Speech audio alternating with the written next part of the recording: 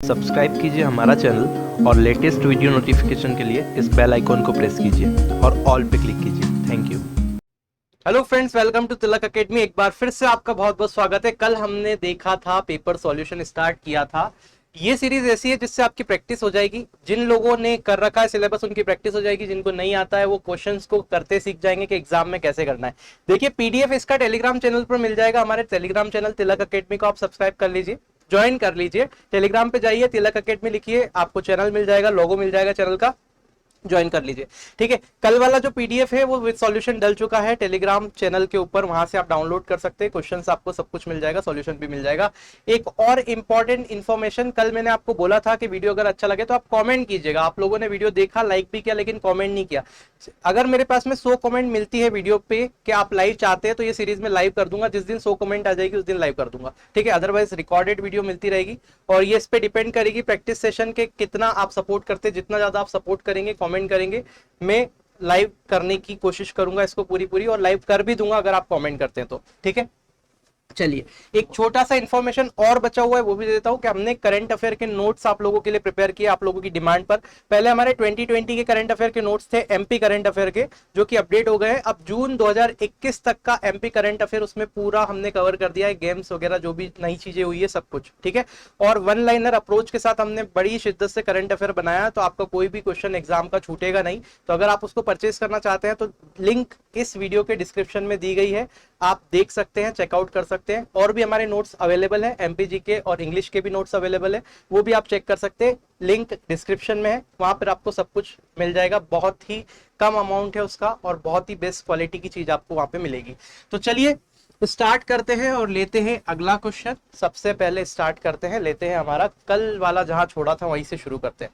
50 विद्यार्थियों के प्राप्तांकों का औसत 75 है। देखो 50 स्टूडेंट है, स्टूडेंट दिखाई दे रहा है, 50 स्टूडेंट है और इनका एवरेज जो है, जो इनको नंबर मिलते हैं उसका एवरेज 75 है।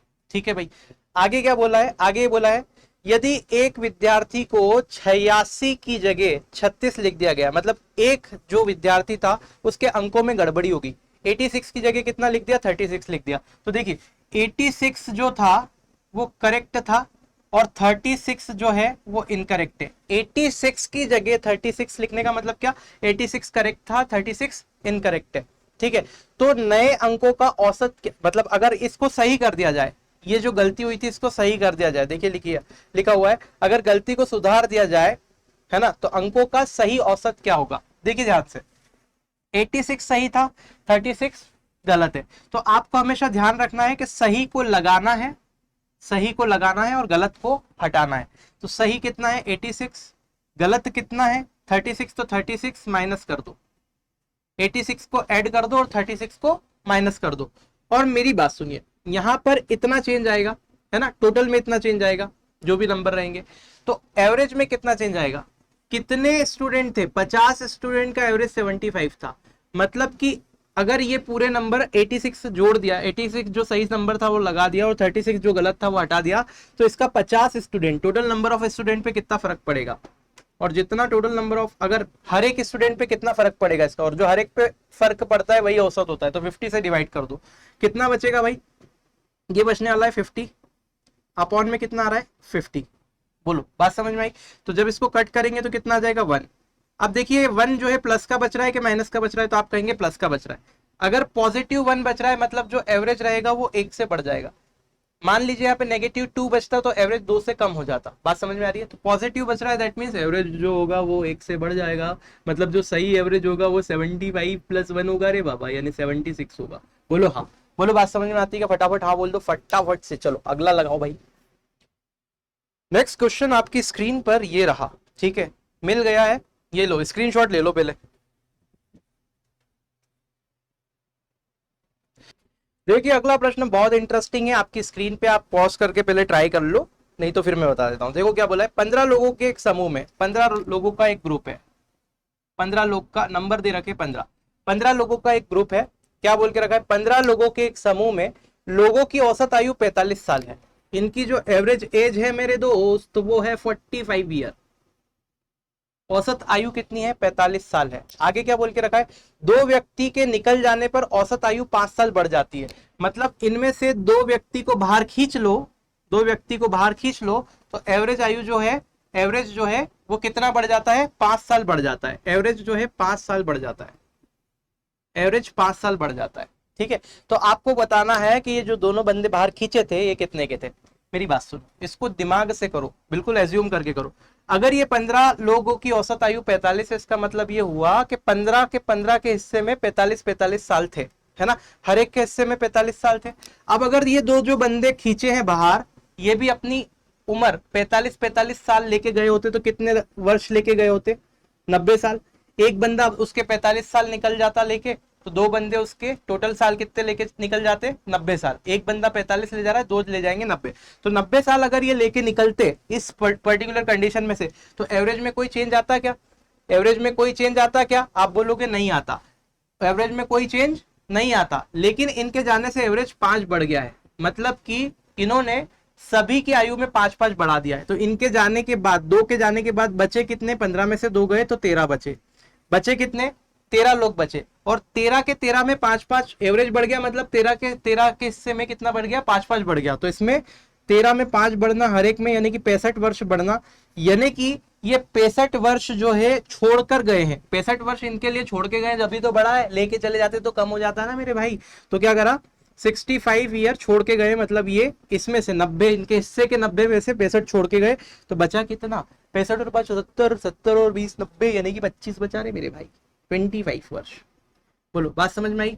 25 वर्ष, 25 साल ये मतलब ये 25 साल लेके गए, तो दोनों मिलके 25 साल लेके गए, मतलब 2 जने 25 साल लेके गए, तो एक जना कितना लेके गया है? तो आप 25 अपॉन में 2 कर दो, तो एक गया है 12.5।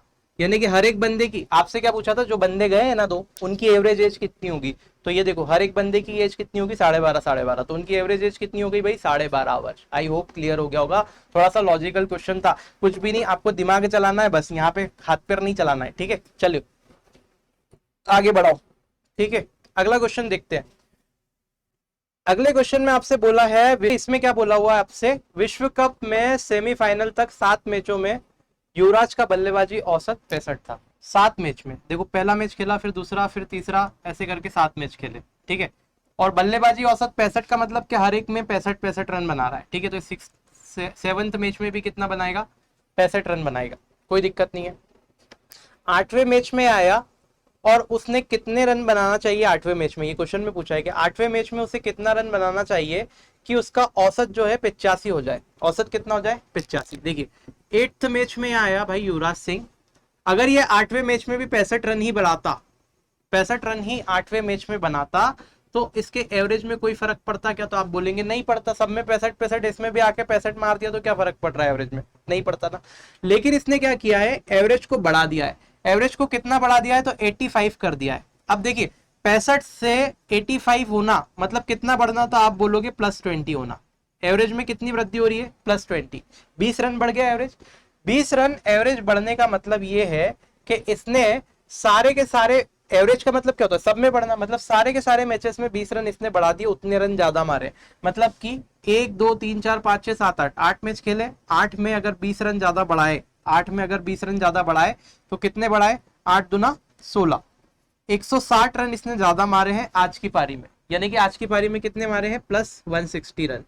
और 160 को अगर इसमें मैं ऐड करूंगा तो ये हो जाएगा 225। ठीक है, तो ये आपका जो है ये टोटल स्कोर रहेगा आज की पारी में, किसका? युवराज सिंह का। यही आपसे पूछा था कि फाइनल मैच में उसका औसत 85 हो जाए तो उसको कितने रन बनाने पड़ेंगे? 225 रन यहाँ पे बनाने पड़ेंगे भाई उसको 8th मैच में, तब जाके एवरेज जो होगा वो आपका 85 होगा। स्क्रीनशॉट ले लीजिए, आगे बढ़ते हैं। देखिए चलो भाई आगे देखते हैं क्या है क्वेश्चन। अगला क्वेश्चन देखो आपकी स्क्रीन पर ये रहा। 90 किलोमीटर प्रति घंटा की चाल से चल रही ट्रेन 75 मीटर लंबे प्लेटफॉर्म को पार करने में 8 सेकेंड का समय लेती है। मतलब ट्रेन की स्पीड दे दी 90 किलोमीटर पर आवर। आगे बोल के दे दिया है कि 75 मीटर लंबे प्लेटफॉर्म को पार करने में 8 सेकेंड लगते हैं, ट्रेन की लंबाई बताओ। देखो 75 मीटर का प्लेटफॉर्म है, इसको पार करने में कितने समय लगता है भाई? 8 सेकेंड। ट्रेन की लंबाई बतानी है। देखो जब भी एक ट्रेल गाड़ी, ये छुक छुक छुक छुक छुक, ये ट्रेन, ठीक है, बात समझ में आई। ये छोटा सा प्लेटफॉर्म बना लो, यहाँ पे जगह नहीं है तो इतना ही बना लो। अब इस प्लेटफॉर्म को अगर ये ट्रेन पार करेगी तो कितना चलना पड़ेगा, खुद की लेंथ प्लस प्लेटफॉर्म की लेंथ, है ना, लेंथ ऑफ प्लेटफॉर्म, बात समझ में आई। Length of train plus length of platform, इतना चलना पड़ेगा, तो दोनों की लेंथ चलनी पड़ेगी। तो length of train plus length of platform, ये क्या हो रहा है, टोटल लंबाई है। और टोटल लंबाई इतना चल रही है ट्रेन कितनी सेकेंड में, 8 सेकेंड में। बोलो, बात समझ में आई। इतना लंबाई चल रही है 8 सेकेंड में। अब देखो जरा ध्यान से, लेंथ ऑफ प्लेटफॉर्म कितना है, तो आप बोलोगे 75 मीटर, यानी कि length of train plus 75 metre चल रही है ट्रेन, कितने सेकेंड में, 8 सेकेंड में। बात समझ में आती है, आती होगी।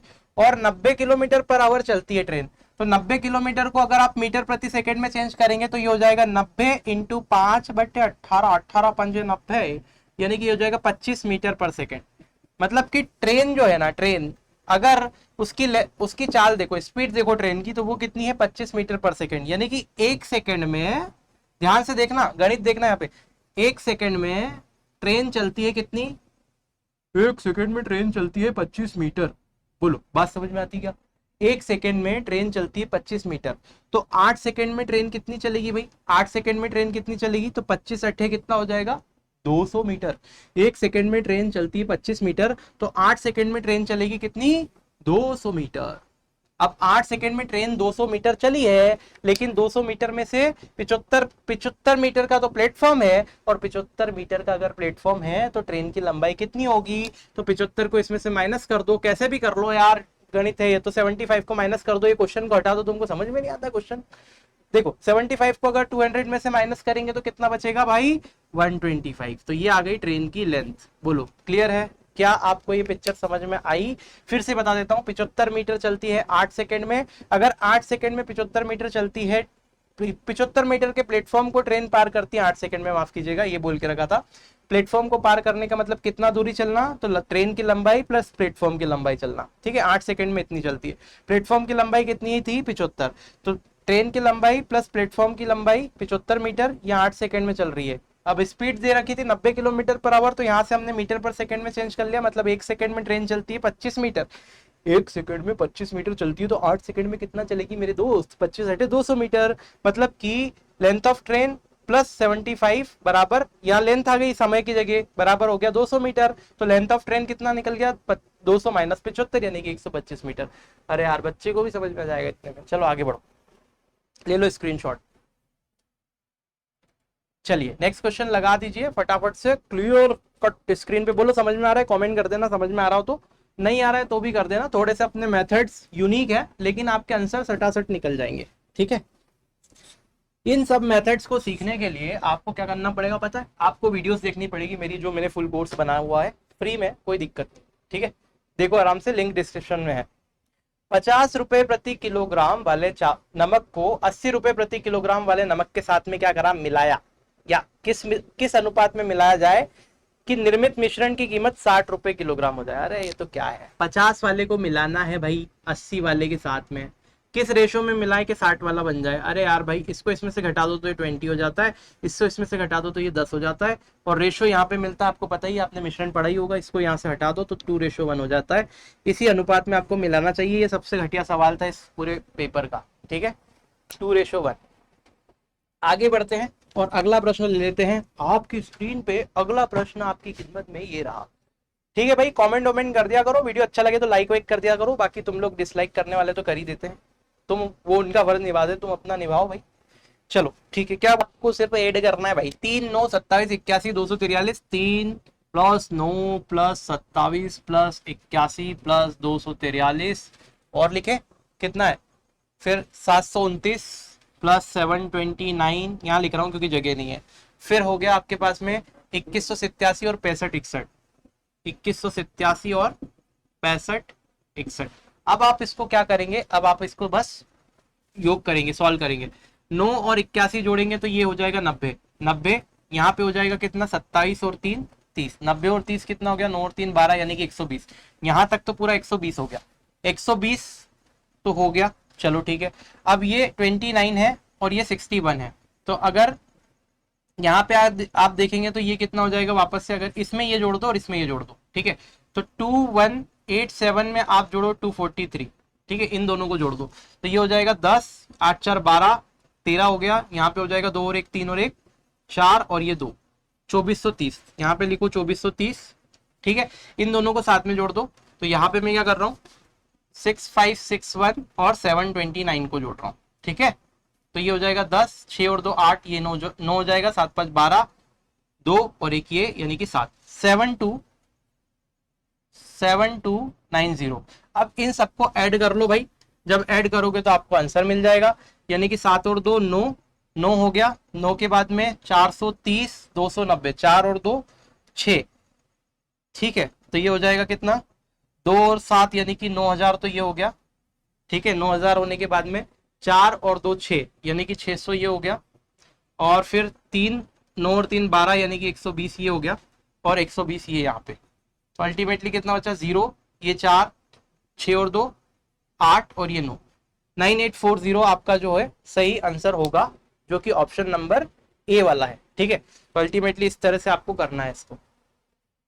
चलिए आगे बढ़ते, ये रहा बहुत ही शानदार तरीके से, बोलो समझ में आ रहा है? ओके ठीक है, सत्यनारायण भगवान की जय।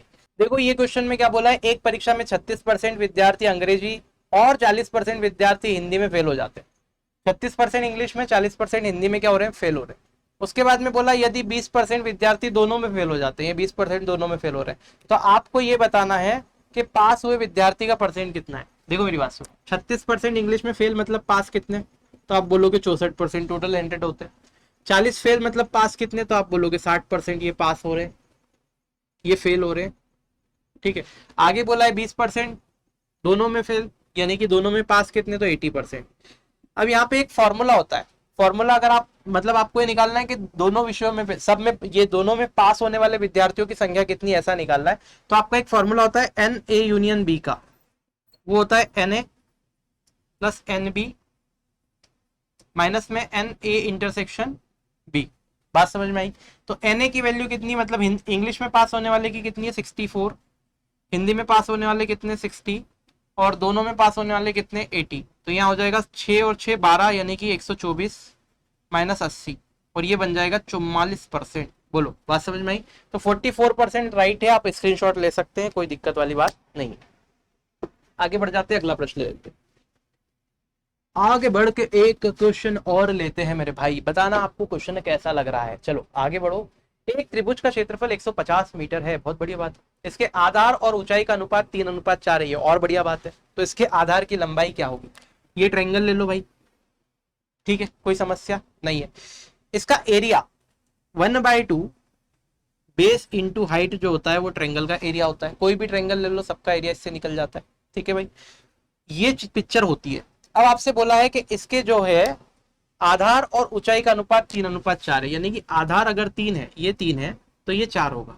बोलो बस समझ में आई? रेशो है, तो जब भी रेशो से मुझे एक्चुअल क्वांटिटी रहती है, जैसे 3:4 है, ये बेस है और ये हाइट है, तो एक्चुअल क्वांटिटी में मान लेता हूं कि 3x हो गया बेस, और हाइट जो हो गई वो 4x हो गई, ठीक है। तो आप ये 3x मान लो और एक 4x मान लो, एक वेरिएबल से मल्टीप्लाई कर दो सीधे सट, तो ये कितना हो जाएगा 1/2 इंटू बेस यानी कि 3x इंटू हाइट यानी कि 4x, और ये एरिया होना चाहिए बराबर किसके 150 के।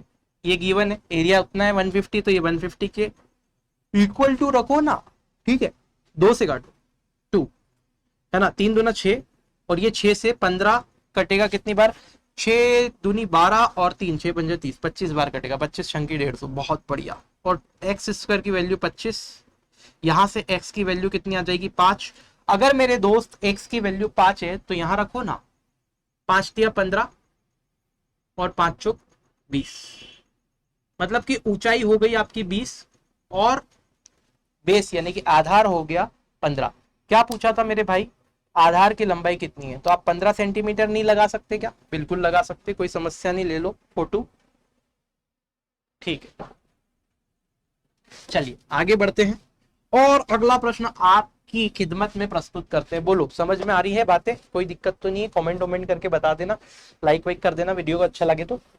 एक्स अपने माल को y से 20% सस्ता और z से 20% महंगा बेचता है। देखो मेरी बात सुनो, ये रहा x, ये रहा y और ये रहा z, क्या बोला है, x अपने माल को y से 20% सस्ता, y अगर 100 में बेचता है तो x 20% सस्ता यानी कि 80 में बेचेगा। बात समझ में आई, कोई दिक्कत नहीं। तो x अपने माल को y से 20% सस्ता और z से 20% महंगा बेचता है। z से 20% महंगा मतलब कि मान लो 2 मिनट के लिए कि z अपना माल 100 रुपए में बेचता है, तो x क्या करेगा, इससे 20% ज्यादा में बेचेगा, तो x को 20% बढ़ाओगे तो 120% निकाल लो इसका, और ये जो 120% होना चाहिए 80 के बराबर होना चाहिए, क्योंकि 80 में बेच रहा है। ठीक है, आप इस पे p मान लो, z मान लो, जो मानना है मान लो। ठीक है, तो ये कितना हो जाएगा, तो अल्टीमेटली 0 से 0 काट दो और 4 दूना 8, 4 तिया 12, अब इसका मल्टीप्लाई करो उधर, तो x इज इक्वल टू हो जाएगा 200 अपॉन में 3, होगा कि नहीं। मतलब ये z जो है इसका माल कितने में बेचता है, 200 अपॉन में 3 में। आई होप समझ में आई होगी, समझना पड़ेगी बात की गहराई को, नहीं तो आंसर गलत हो जाएगा। ठीक है, तो अल्टीमेटली आइए आपको ये समझ में आ गया होगा। अब आपसे क्या बोला है, क्वेश्चन दिखा दो वापस से। क्वेश्चन आपसे ये बोला है z का माल y के माल से कितना महंगा अथवा सस्ता है। पहले तो ये बताओ z का माल है कितना और y के माल से उसने पूछा है, तो 200/3 कितना होता है, 3 छंग 18, 3 छंग 18 है ना, 3 छंग 18, 2 बचा, 3 छंग 18 वापस से। ठीक है, 3 छंग 18, 2 बचा, 3 छंग 18 वापस से, फिर 2 बचा, 3 छंग 18, मतलब 66.6। बात समझ में आ रही है, ये कितना हो गया, 66.6 रुपए में ये बेचता है। तो मुझे ये बताओ z का माल y के माल से कितना सस्ता है, महंगा है क्या, तो महंगा तो है नहीं, y के माल से सस्ता है। कितना सस्ता है भाई, कितना सस्ता है, तो 66 अगर 100 में से जाता है तो आपको पता है कितना बचता है, 34, यानी कि 33.3 बचेगा, है ना। तो इन दोनों का डिफरेंस कितना है, 33.3। तो ये 33.3% क्या है, इससे सस्ता है। बोलो समझ में आया, क्योंकि 100 पे जो देखते हैं वही परसेंटेज होता है, 100 से अगर देखे 66.6 तो 33.3% बनेगा। बोलो बात समझ में आती है क्या कि नहीं आती है। नहीं तो आप ऐसा मान लो कि 100 से कितना कम है, तो 33.3 कम है, तो 100 पे 33.3 कम है। ठीक है, और परसेंटेज से निकालने के लिए 100 से मल्टीप्लाई करते हैं, कट जाएगा, कितना जाएगा, 33.3%। बोलो हाँ, ठीक है, कोई समस्या नहीं है, ले लो स्क्रीनशॉट। चलो आगे बढ़ते हैं, हाय हाय हाय हाय, आगे बढ़ते हैं। देखो क्या बोल के रखा हुआ अगला क्वेश्चन, ये बोल के रखा है 2004 में एक नई शर्ट की कीमत 250 रुपए थी, जबकि 2005 में यह शर्ट 400 रुपए की हो गई। 2004 में 250 की, ठीक है, और 2005 में, ये लिखने की जरूरत नहीं है वैसे, तुम लोग बोलोगे क्यों लिख रहे हो यार, ये 400 रुपए की हो गई। 250 से कितने की हो गई, 400 का। तो 2004 से 5 में दौरान शर्ट की कीमत में कितने प्रतिशत की वृद्धि हुई, इतनी, मतलब इतना घटिया क्वेश्चन। 250 से 400 हुआ, तो 250 पे कितना बढ़ा, तो 400 हो जाएगा, तो आप बोलोगे प्लस 150 हुआ, हुआ ना प्लस 150, 50 50 100 और ये 30, यानी कि हो गया 400, 150 बढ़ा। तो किस पे बढ़ा, 250 पे आपका बढ़ा 150। 100 पे जो बढ़ता है वही होता है परसेंटेज, इससे 0 काट दो और 25 से 4 बार में काट दो और 15 चौक 60 कर दो मेरे भाई। ठीक है, 60% होगा आंसर। बोलो क्लियर है, ये तो बहुत आसान था, कुछ भी नहीं था इसके अंदर। चलो भाई आगे बढ़ते हैं और अगले प्रश्न की ओर चलते हैं। देखिए अगला प्रश्न आपकी स्क्रीन पर ये रहा, क्या बोला है, रवि के स्टैंप संग्रह में 2/7 भारतीय स्टैंप है। स्टैंप है 2/7 जो स्टैंप है ये भारतीय है, एक रवि है उसके स्टैंप संग्रह में 2/7 जो है भारतीय स्टैंप है। बात समझ में आ गई, कोई दिक्कत तो नहीं है। आगे बोला हुआ है शेष विदेशी स्टैंप है, तो भारतीय स्टैंप का विदेशी स्टैंप से क्या अनुपात है। देखो शेष विदेशी है तो टोटल फ्रैक्शन होता है 1, 1 में से 2/7 हटा दो तो कितना हो जाएगा, आप बोलोगे 7 - 2 यानी कि कितना हो जाता, 7 में से 2 गया 5/7, मतलब 5/7 जो है ये विदेशी है। इतनी बात तो समझ में आ गई होगी। अब आपसे क्या बोला है, भारतीय स्टैंप का विदेशी से, भारतीय का विदेशी से क्या अनुपात है, मतलब ये रेशियो निकालना है, इससे काट दो तो कितना हो जाएगा 2:5। बच्चों वाला क्वेश्चन था, खत्म हो गया, ले लो स्क्रीनशॉट। आगे बढ़े, अगला क्वेश्चन देखते हैं।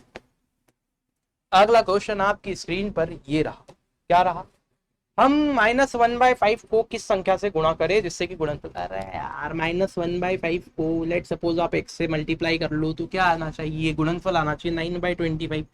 इसमें कौन सा रॉकेट साइंस यार, 5 से 5 बार में काट दो और ये माइनस को उधर चिपका दो, यानी कि एक्स की वैल्यू -9/5 आ जाएगी, खत्म हो गया। ऐसे क्वेश्चन क्यों देते हो यार। चलो आगे बढ़ते हैं। अगला क्वेश्चन आपकी स्क्रीन पर ये रहा और आपसे ये बोला है एक व्यक्ति यानी कि एक आदमी, एक मनक, एक व्यक्ति एक वस्तु को 550 रुपए में बेचता है जिससे कि वह क्रय मूल्य का 1/10 लाभ प्राप्त करता है।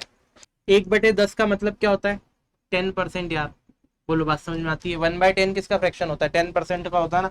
10% को आप ऐसा लिखते हो ना 1/10, तो ये 1/10 लाभ प्राप्त करने का मतलब क्या हो रहा है? 10% का लाभ हो रहा है, यही तो पूछा। तो 10% आंसर लगाओ, सीधे खत्म। ठीक है, आगे बढ़ते हैं, अगला प्रश्न लेते हैं। 10% आएगा इसका आंसर, यानी कि 1/10 मैंने किया था, तो इसका मतलब होता है 10%, यानी कि 10% होगा, खत्म। चलिए आगे बढ़ लेते हैं, अगला क्वेश्चन देख लेते हैं क्या बोला हुआ है। स्क्रीनशॉट लेना था, इसके लिए वापस से किया। 3x + 2y - 12 तथा xy - 6, तो 9x² + 4y² minus something something something. देखो मेरी बात सुनो, ऊपर वाला जो क्वेश्चन है वो सही लिखा हुआ है, नीचे वाले में थोड़ी सी गड़बड़ है। आपसे बोल के रखा हुआ है 3x + 2y = 12, सेम ही लिखा हुआ है। 3x + 2y = 12 है, ठीक है। एक चीज और देख के रखिए, xy की वैल्यू 6 है, तो आपसे ये पूछा है 9x² + 4y² का वैल्यू क्या होगा। और गजब, अच्छा क्वेश्चन है। देखो कैसे करना है, आप एक काम करो, इसका होल स्क्वायर, इस वाली टर्म को ले लो और इसका होल स्क्वायर कर दो। कैसे करोगे? 3x + 2y का होल स्क्वायर, इधर स्क्वायर कर दिया तो इधर भी स्क्वायर हो जाएगा, यानी कि 12 का स्क्वायर। आप बोलोगे a + b का होल स्क्वायर का फॉर्मूला लगा दो। गुरुजी क्या होता है a + b का होल स्क्वायर का फॉर्मूला? क्या होता है? देखो क्या होता है, a² + b² + 2ab, यानी कि 3x का स्क्वायर + 2y का स्क्वायर + 2ab, यानी कि 2 × 3x × 2y = 12 का स्क्वायर 144। बोलो हाँ, कोई दिक्कत तो नहीं है? इतनी बात समझ में आ गई। तो 3x² जो होता है वो 9x² होता है, ये होता है 4y का स्क्वायर, और ये होता है 3 दूना 6 दूना 12, 12xy बराबर में 144।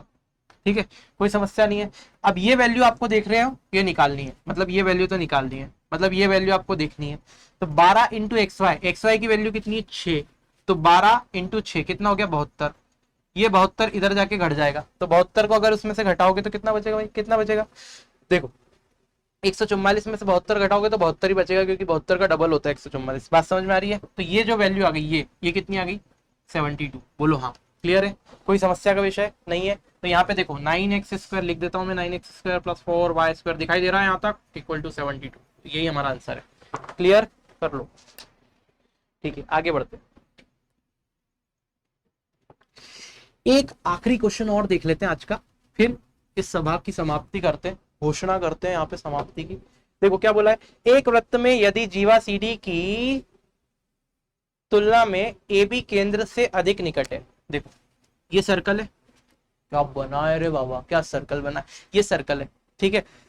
यदि जीवा CD की तुलना में AB केंद्र के ज्यादा निकट है, ये CD है और ये AB है, लेट सपोज ये AB है, तो आप देख पा रहे हैं क्या कि ये सेंटर है O, AB जो है वो ज्यादा नजदीक है किससे? CD से। आप देख पा रहे हैं साफ साफ, AB ज्यादा नजदीक है सेंटर के, किससे ज्यादा नजदीक है? CD से। तो आपको बताना है अधिक निकट है, तो AB बड़ा या बराबर होगा CD के।